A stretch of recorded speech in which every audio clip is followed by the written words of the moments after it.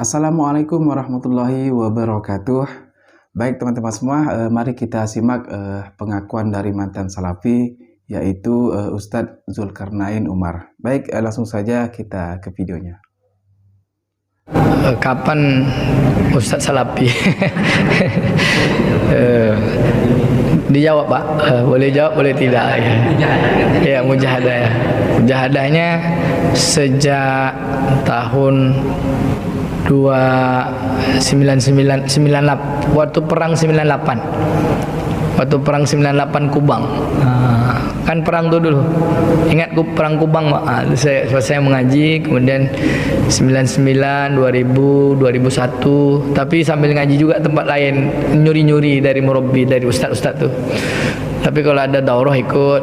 Kemudian 2006 udah mulai agak-agak bingung. Satu hari yang membuat saya berhenti itu mujahadah itu apa?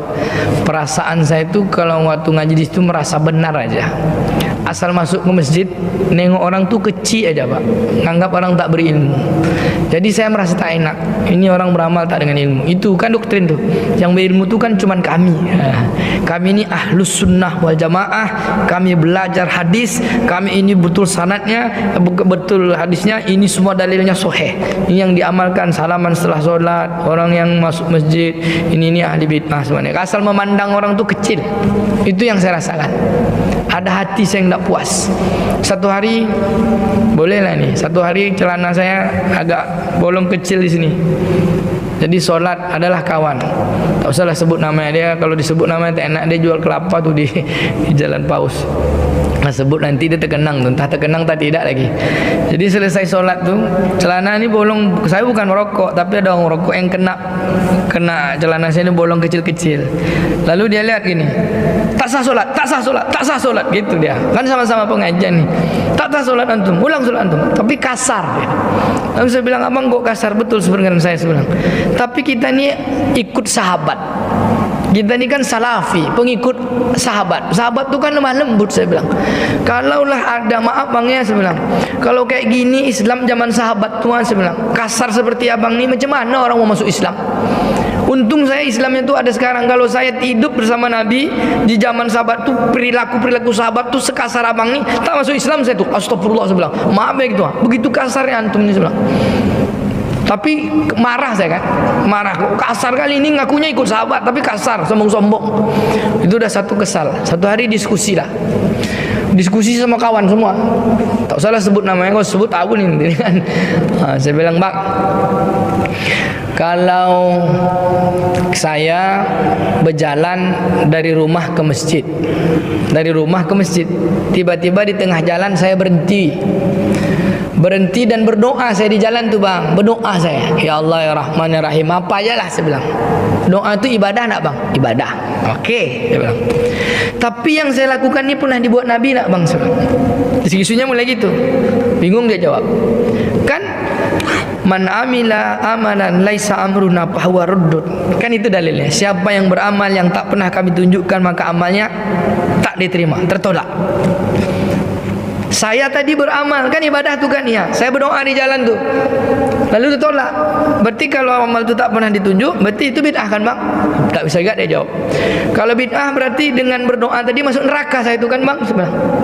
Kan berdoa sampai di jalan, di tengah jalan, kan bid'ah tuh kan. Wa kullu bid'atin dalalah, wa kullu dalalati finnar. Setiap bid'ah sesat masuk neraka. Apakah mungkin saya di jalan tadi berdoa gini lalu Allah Ta'ala bilang kamu masuk neraka? Yang satu jawab ya bid'ah, tapi masuk neraka tak berani. Dia bilang ya itu bid'ah. Yang satu lagi no comment. Semenjak itu saya bilang berhentilah saya ngaji lagi. Kalian aja tak dapat jawab, saya bilang. Kenapa?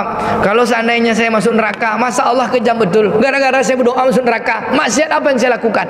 Pada saya berdoa kepada Allah Ta'ala, itu ibadah kan, saya bilang. Pernah tak Nabi pernah buat kayak gitu? Berjalan dari rumah ke masjid, tiba-tiba di tengah jalan berdoa saya. Pernah tak Nabi buat kayak gitu? Tak ada dalilnya kan? Berarti saya tidak ikut Nabi, bid'ah saya, masuk neraka saya. Udahlah saya berhenti ngaji lagi so. Oh, langsung dibilang antum murtad. Pelan-pelan. Padahal daurah pertama di kampus dulu. Terus saya sebut lagi ustaznya. Ustaz baru pulang dari Madinah. Kita panitianya, kita ininya kan. Ngaji halaqah sana, ngaji sini. Tapi selama ngaji itu saya memang enggak tentram, Pak. Terus mencari. Dan puncaknya tahun 2001 lah. 2006. Kemudian 2006 tu saya pindah halaqah. Pindah ngaji lagi dengan ustaz ini. Nah, ini secret lah ni, untuk saya posting. Dan terakhir masih ragu juga. Satu hari saya di satu masjid khutbah Jumat, lupa baca Saidi, pakai baca Saidina. Masjidnya di sekitar sini, Pak. Sebelah di daerah Domba ini. Allahumma salli ala Sayyidina Muhammad wa ala ali Sayyidina Muhammad. Selesai solat Jumat ditemui sama pengurus masjid. Ustaz, baca Sayyidina tu bid'ah. Tak boleh baca Sayyidina. Nabi ngajarkan Allahumma salli ala Muhammad wa ali Muhammad. Kalau berarti pakai Sayyidina masuk neraka saya tu, Pak. Bilang bingungnya gitu Ustaz tu kan. Diam aja dia. Iyalah, tak sesuai sunnah. Mak, masa gara-gara Sayyidina masuk neraka? Maksiat apa yang saya buat? Itu lagi dalam hati saja. Balik saya kampung, Pak. Khutbah Jumat pula saya. Di kampung saya kan tarbiyah, Pak. Di NU tak ada, di Sumatera kan adanya tarbiyah. Ayah saya kan LC juga, Pak, alumni Canduang. LG-nya tuh lulusan Canduang. Dia ketua tarbiyah di kampung, kemudian ketua majelis ulama, kemudian beliau kan punya pondok, punya sekolah madrasah. Sedang khutbah Jumat saya itu dihentaknya, sedang khutbah ni lupa saya baca Sayyidina, di lantai masjid tu. Turun kata dia.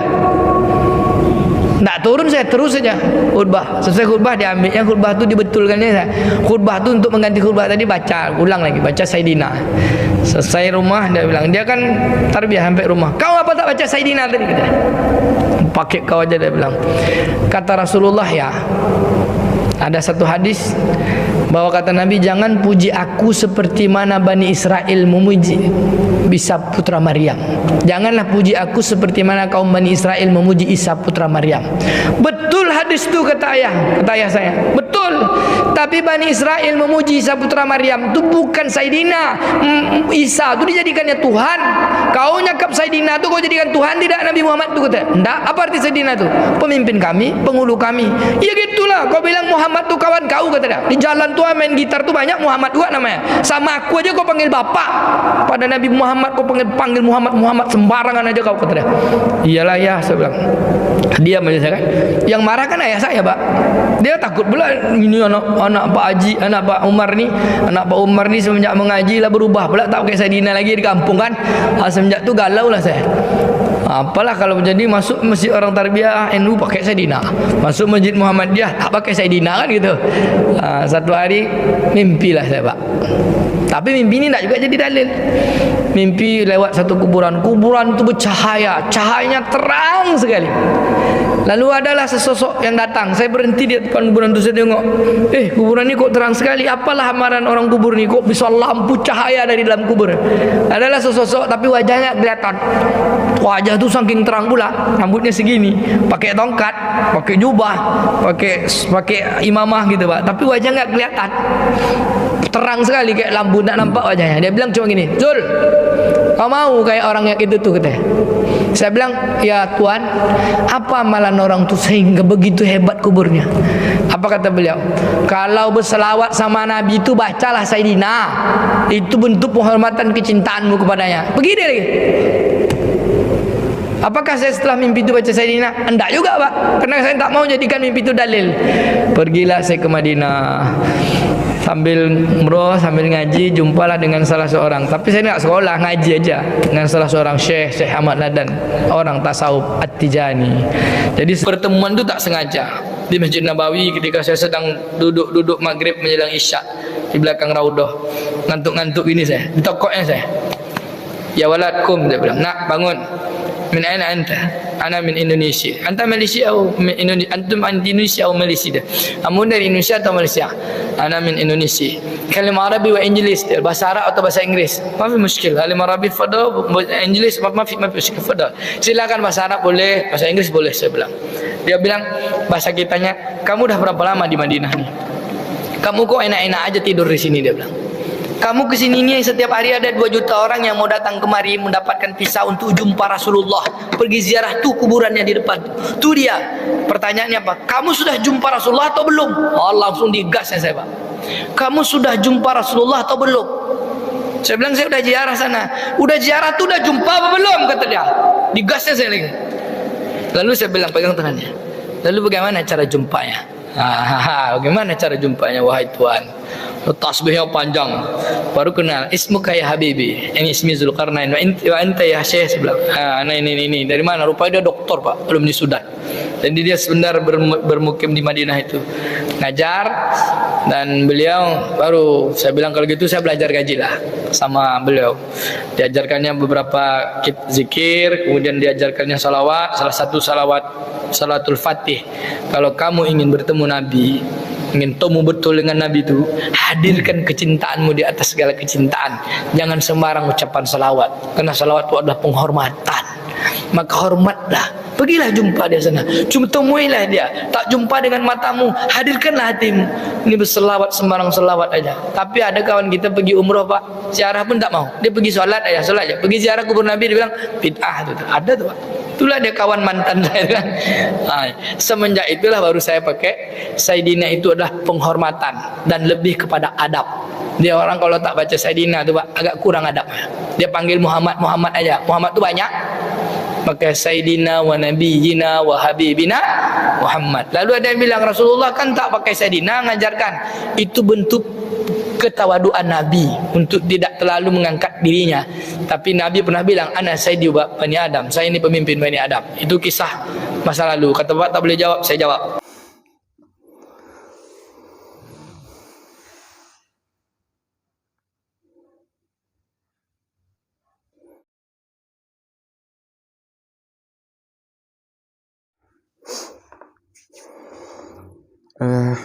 Baik teman-teman semua, barusan kita sudah menyimak atau menonton bersama-sama video yang sangat luar biasa teman-teman ya.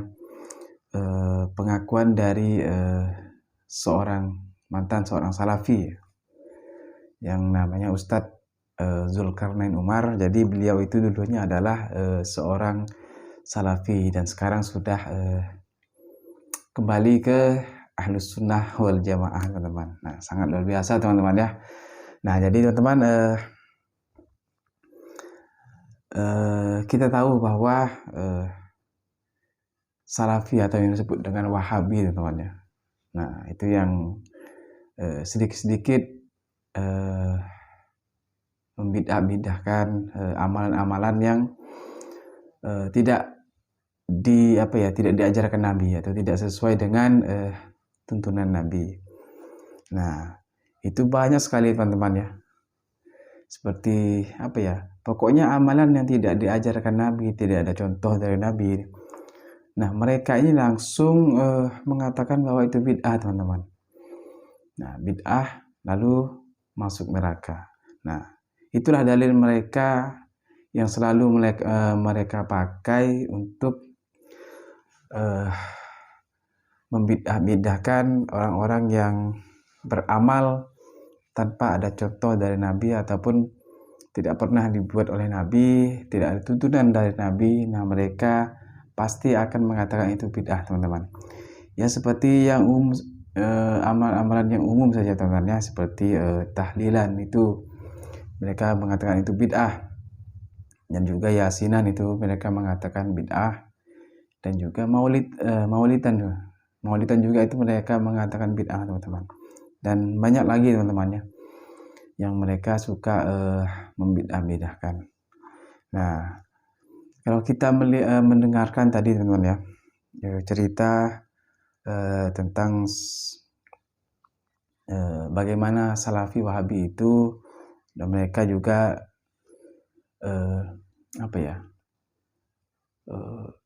mungkin bisa dibilang kasar teman-teman ya. Sebagaimana kita sudah menyimak tadi pengakuan dari Ustadz Zulkarnain Umar,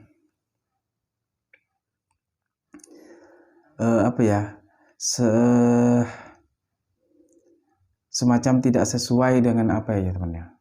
Mungkin bisa dibilang mereka ini terlalu merasa dirinya itu benar teman-teman ya. Nah itu yang tidak eh, yang bisa merusak ataupun memecah belah teman-teman. Karena mereka itu merasa benar bahwa hanya dialah yang benar, yang lain itu bid'ah. Nah itu yang bisa apa ya? Bisa memecah belah teman-teman ya. Nah itu hal yang seperti itu seharusnya kita hindari teman-teman. Baik teman-teman, mungkin cukup sampai di sini. Mudah-mudahan dengan adanya video ini bisa bisa bermanfaat untuk teman-teman semua, bahwa kita harus hati-hati agar tidak salah dalam belajar, dalam mencari ilmu teman-teman, dalam hal agama teman-teman ya. Jadi carilah ilmu atau guru yang memang benar-benar dari Ahlussunnah wal Jamaah teman-teman ya. Baik teman-teman, terima kasih sudah menonton video ini. Lebih kurangnya saya mohon maaf apabila ada kesalahan, dan terima kasih buat teman-teman semua yang sudah menonton video ini dan juga yang sudah mensupport channel ini. Saya ucapkan terima kasih. Dah teman-teman, mungkin hanya itu saja. Dan saya akhiri. Assalamualaikum warahmatullahi wabarakatuh.